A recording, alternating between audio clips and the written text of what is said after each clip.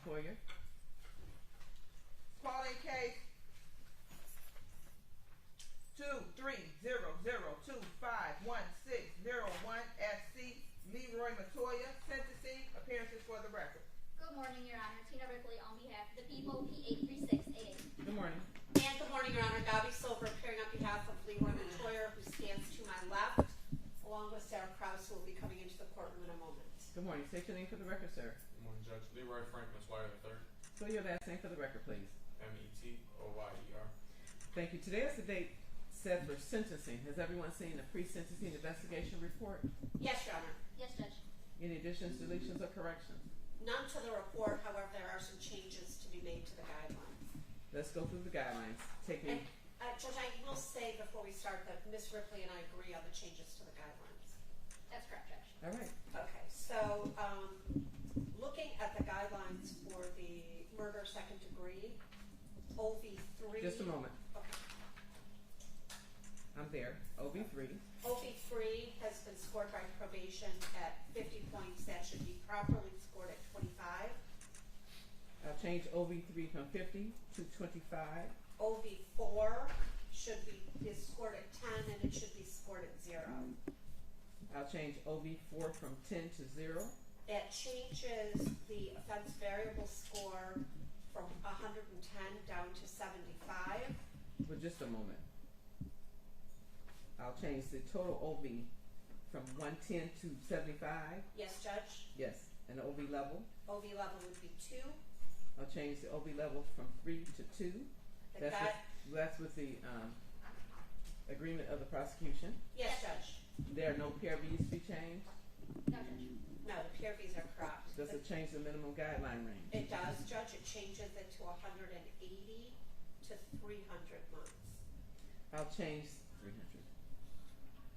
I'll change the guideline minimum range from 225 to 375 to 180 to 300. Yes. As it relates to the child abuse first degree, yes. Again, this is agreed with the people.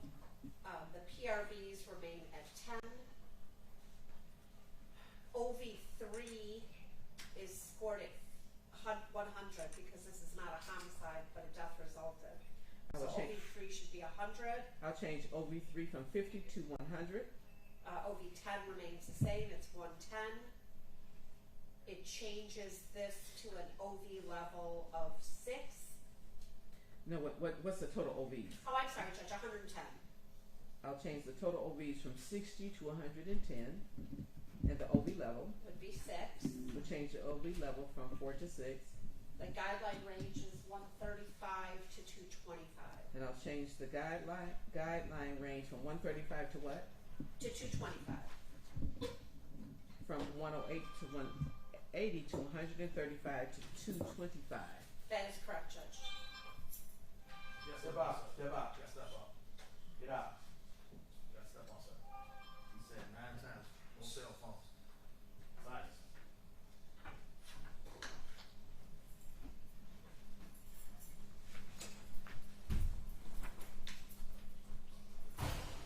Beyond that, Judge, we have no additions other than we did receive a number of letters from the defendant's family, which we emailed to the court, and I'm asking that these be attached and made a part of the pre-sentence report to go along with Mr. Metoyer to the MDOC. The court has received. Okay, I have a printed copy if I can approach and give them to Ms. Ritter. I have them. I'm sorry? I have them. Oh, okay, perfect. Thank you, Judge. Is there a victim impact statement in this matter? Yes, Judge. Let's proceed. How many do you have? I have 2 that I am reading and 1 to be given verbally. All right, you may proceed. Okay. I will start by reading a letter from the victim's maternal grandmother. Good morning, Your Honor. My name is Lakita Marie Edmond. I am the maternal grandmother of Justice Marie Starks. I am writing to you on today to let you know how the defendant, LeRoy Metoyer III, who admitted to the court on murdering my first and only granddaughter. Justice has affected my life and the lives of my family members. Since December 1st, 2022, the day my granddaughter Justice passed away, my life has not been the same. We went from planning Christmas and Justice's birthday party to planning a 1-year-old funeral. I've struggled with anxiety, panic attacks, depression, fear, and many sleepless nights. Justice was so full of life, so lovable and adorable. She loves to dance, play, and eat. Her laugh was contagious, and I was excited about her future. Justice was the 3rd generation on my family tree now that has been stolen from me. My life and my family life now live with the emptiness and the what-ifs. We will never experience the first day of school picture day, Justice riding the magical school bus, first daddy and daughter dance, going on school field trips, Sweet 16, high school graduation, prom, and no more family holidays, gatherings, or milestones. Just memories, pictures, and videos of a 1-year-old beautiful little girl who is now resting peacefully in the arms of Jesus because LeRoy decided to take her life. Your Honor, I am hoping that maximum sentence allowed by law is given. Thank you, Your Honor, for hearing my voice. And I'll now read the one from Justice's mother, Erica Edmond. My name is Erica Edmond, and I am the mother of Justice. Justice was my beautiful baby girl, my light, my joy, and my reason for everything I did. She was just shy of her 2nd birthday when her life was taken from her in a way that no parent should ever have to experience. Justice was full of life. She loved dancing to music, going on walks, and watching her favorite show, Cocomelon. She had a smile that could change the entire mood of a room, and a laugh that I could still hear in my mind. She was trusting, pure, and innocent. Since the day she was taken from me, my life has never been the same. I wake up with pain in my heart, and I go to sleep with it too. There are no holidays, birthdays, or ordinary days that I don't feel empty without her. Even the simplest things, such as a child's giggle, hearing an old song, seeing her favorite color, breaks me down in ways I can't explain. This was not just the loss of a child. This was the loss of a future. The milestones I will never see, the hugs I will never get, the conversations we will never have. I live every day knowing that her life was cut short and that I will never get her back. No sentence can bring my daughter home, but I need the court to understand that my pain is permanent.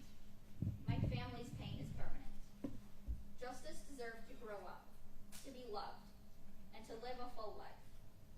I will carry her memory forever, but I will also carry the wound of her loss for the rest of my days. Thank you, Erica Edmond. Okay. Anything else? Yes, Judge. Please have her come toward to the witness chair, right here in front. And actually, she can stand right. You can stand right on the end. Right here. Yes, ma'am. State your name for the record, please.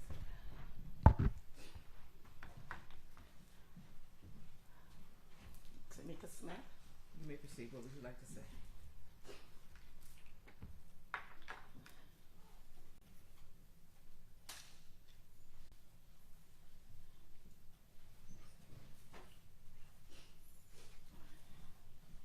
Thank you, Your Honor, for this opportunity. My name is Tamike Smith. I'm the auntie of Justice Marie Starks. This day has finally come for LeRoy Metoyer to begin his long-awaited fate and journey as he goes forth today to begin his sentence. Judge, on behalf of my family, ask that LeRoy Metoyer receives the full extent of the sentencing guidelines. Give him the maximum that the court can allow as he begins to repay for the extreme pain and suffering he's put on my family. He took a life, a beautiful life of a beautiful, bright, gifted little girl named Justice Marie Starks. He took my niece right before she was turning 2 years old, right before her birthday.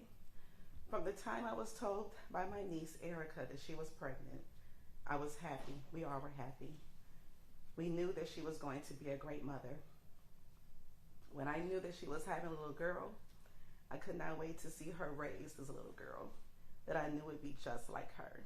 Strong-willed, sweet, intelligent, and kind-hearted. As Erica and I was going through the alphabets together to begin a search to name her unborn little girl, we came upon the letter J. For the names Jade and Jada, amongst other potential names, we came across the esteemed name Justice. We stopped right there, and that was it. We knew that this was the name for our little girl to be. Her name is Justice Marie Starks, and it sounded so regal and so fitting because Erica recently graduated with her criminal justice degree. We knew that that would be the best thing for her. In the Bible, justice is multifaceted. It encompasses God's righteous character, the fair application of his moral law, and the pursuit of righteousness in human conduct. It involves treating all individuals with impartiality and respect, upholding their rights and ensuring that wrongdoers are held accountable. How soon do we know how fitting her name really was and we would come to be? Today, she is finally seeing how LeRoy Metoyer will be held accountable for the wrongdoing of his actions. Today, Justice Marie Starks will see LeRoy being upheld by the law for what he did to her. She was that apple from mother's eyes. Her parents, Erica and Janarius, loved her. Her grandparents, Lakita Marie Edmond and Erica Edmond, loved her and adored her. Her uncle, Little E, worshipped her. Her aunts, her uncles doted over her. She lit up every room she entered with her beautiful, bright smile. She had the personality of her mom, and she was a little twin of her dad's. She brought so much light to those around her. She was joyful to those that she was around. She was playful. She was at times mischievous. She would give these little facial expressions when she knew she was soon about to play these silly little games with us. She was so smart. I knew God really brought us an angel. This sweet little angel was born during uncertain times during the pandemic at the height of COVID. While the world was so scared about what was about to come with this epidemic, our sweet little Justice was at the center of those difficult times.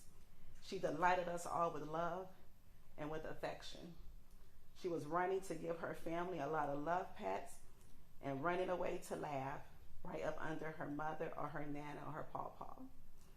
Justice, also known as Juju, did not deserve to die by the hands of a man who took her life with no regard. For whatever horrific reason that LeRoy Metoyer took Justice away from our family, he deserves the maximum amount of time allowed, Judge. He needs to sit in a cell with all the time in this world to reflect on the sins he inflicted upon our Justice, for the pain and the turmoil that he caused my family. For almost 3 years, he kept proclaiming this wrongful and disgusting disguise of innocence. He prolonged the inevitable that we all knew would be today, that he would have to pay for what he did to Justice. What's also disgusting is that he waited almost 3 years to give us this closure that we so desperately need. He took the court's precious time. He wasted our family's time and the Starks family's time. He put our family at odds in every possible way. What he did was selfish, yet calculated. He knew what he was set out to do. And I hope one day that he would just admit that. I hope that LeRoy Metoyer reaps what he sowed for the egregious and selfish acts that he showed. The significance of bruises and extreme heart he unleashed on my baby niece Justice will never be forgotten. He left no skin on her body untouched by his hands of his abuse. No skin, Judge. Every part of her body, from the top of her head to the soles of her feet, there were bruises everywhere. You put those bruises there, LeRoy. You tormented my little niece. Judge, the comment Speak to me. Thank you. You put those bruises there, LeRoy. You tormented my little niece. You did not give her the chance to live through those horrific and deplorable acts. You wanted her dead, and you committed this crime with such force to ensure that would happen. She did not deserve that. She did not deserve to be killed by the hands of a man who meant her no good. No innocent child deserves that. She, Justice Marie Starks, did not deserve that. With God's grace, it now stops at justice. It stops now. You will never, ever be able to hurt another child again. You won't be able to set your sights on another child to beat to death again. Your action stops now. I hope justice is in your head every day. I hope that the visions of what you physically did to justice seeps in your head as you lay down to sleep every day and every night. I hope that she torments your mental like you tormented her in the physical. I hope that she doesn't let up on you like you did not let up on her. Okay. I hope that you never, ever, ever get out of your cell, and I hope that you continue to sit there and be constantly reminded of a beautiful little girl that you took away from her families, from her mother and from her father. As a Christian, I know I am one day needing to forgive you, but that journey in itself will be a long and a contentious one. As of now, how can I begin? How can we all begin to grieve and to forgive? God said nothing is possible. However, I know that today I can't fathom what forgiveness looks like. My flesh now speaks of never, ever forgiving you, but God will help me with that. What's more important now is that you begin to repay for your sins in order to help our families move forward for what you did to justice. We deserve that, and we deserve to no longer live in fear that this day was never going to happen. Today I could finally say justice got justice. Thank you, Judge, for this time. All right, you're welcome, ma'am. Any other victim impact statements? Anyone? Oh,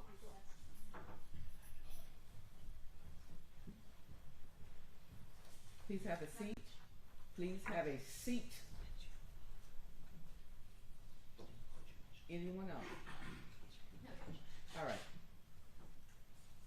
Attorney Silver, is there anything that you would like to say on behalf of your client before I sentence? And then is there anything that your client would like to say before I sentence? Judge, neither of us wish to address the court other than to ask the court to adopt the agreement that was entered into between the defense and the prosecution.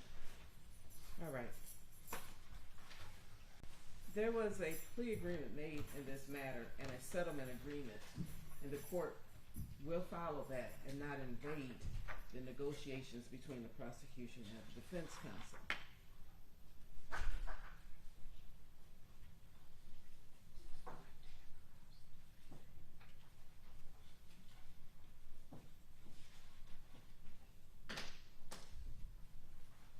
But let me say this before I sentence. To the family, there is nothing that this court can say to you to make you feel better. But the court can only hope that in spite of everything that has happened in your life, that you can find some peace, each and every one of you, that passes all understanding. That you can take this tragic situation and turn it into something positive that will help your family and others. That you will find in your own spirit that peace in spite of what has happened, and that you shall live with calmness for the rest of your days, and understand and hope you feel that justice has been served.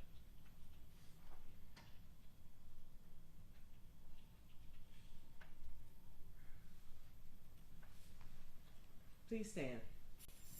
I'm going to sentence.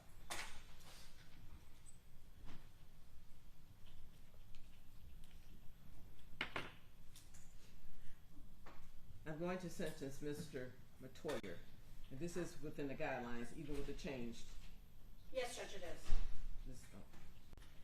To 25 to 50 years in the Michigan Department of Corrections on count 1, murder in the second degree. You will serve 15 to 30 years in the Michigan Department of Corrections on count 2, child abuse first degree. That is to run concurrent.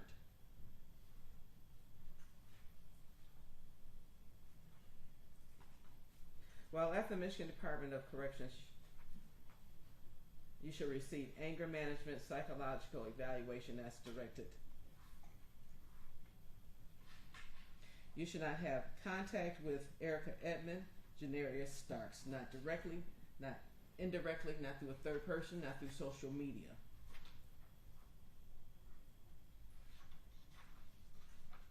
And third person means any friends or family shall not contact those a part of the no contact provision.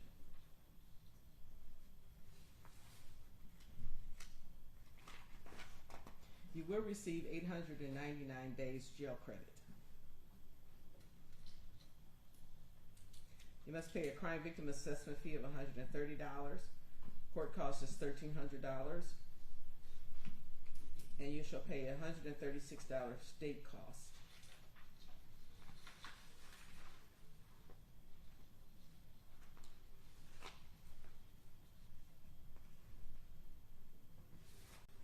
That concludes the sentencing of this court. Judge, appellate rights. No, I know. Okay. Did I comply with the settlement offer? Yes, Judge, it does. Now you can apply to the Michigan Court of Appeals for leave to appeal, and if you choose to do so, you must submit that request to the clerk of this court within 42 days of today's date. We do have his appellate rights form where he initialed and dated in the upper right hand corner. Yes, Judge, we So, do. okay, so acknowledge of the receipt. Yes. Anything further? That Not for concludes. the defense, thank you, All Judge. right, that concludes this hearing. Thank you. Thank you, Judge. The court will be in recess.